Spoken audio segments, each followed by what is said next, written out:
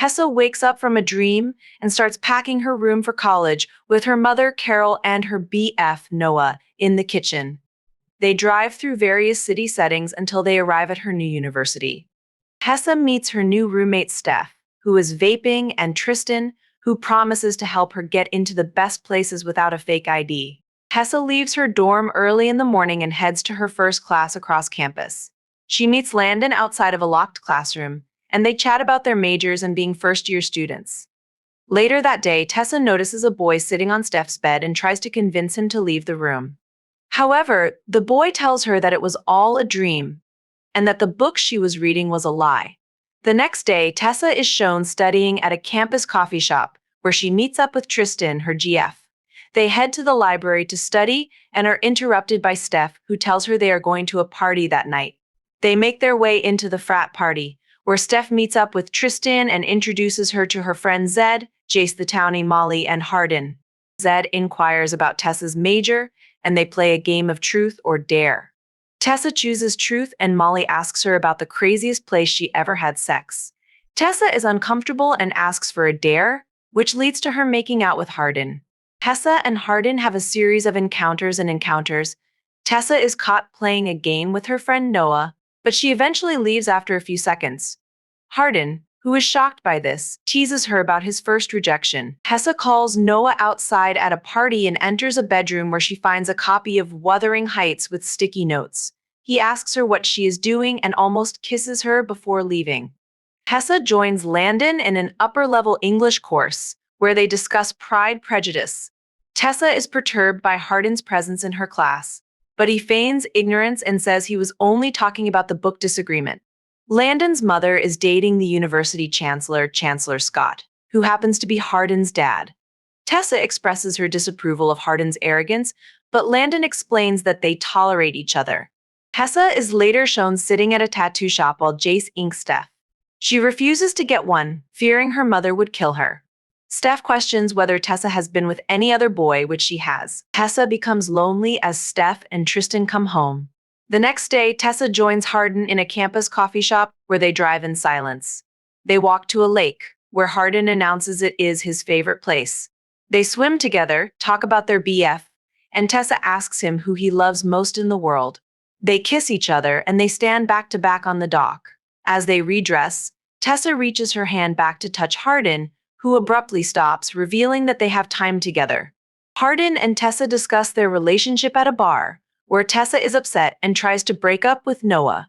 Hardin, Molly, and Zed interrupt their conversation, and Tessa tries to break up with him. Hardin scolds her and tells her to break up for herself as he doesn't date. Tessa wakes up with Hardin staring down at her and asking what she is dreaming about. Noah visits Tessa and they go to a bonfire.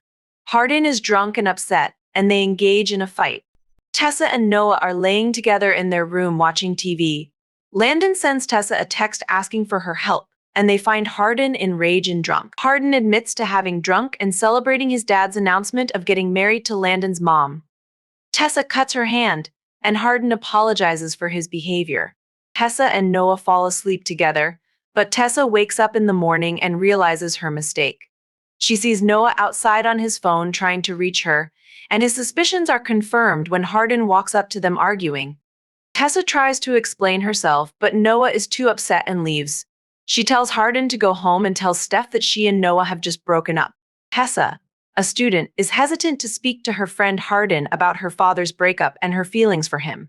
She visits Hardin's frat house and talks about her father leaving when she was little and her feelings for her actions towards Noah. They hide from the security guard and hide in the library, where Hardin tells her how beautiful she is. Tessa's mother, Carol, becomes upset and threatens to cut her off if she continues the relationship. Landon and Tessa discuss her mother's cut off by Hardin, and Tessa explains that Hardin is complicated. Hardin picks her up and takes her to a town apartment where they fall in love. They go to Landon's dad's wedding, where Hardin reveals his problematic relationship with alcohol and his father. Tessa interrupts a tense conversation with Mr. Scott and asks Hardin to dance with her. They get intimate, and Tessa is in pain as a virgin. Hardin traces "I love you" on her back, but she doesn't tell her what it means.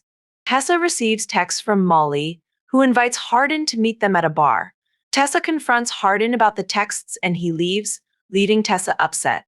Later that night, she receives a text from Jace, who tells her to meet him at another bar to find Hardin. Tessa confronts Hardin about the texts and reveals that they meant nothing to him.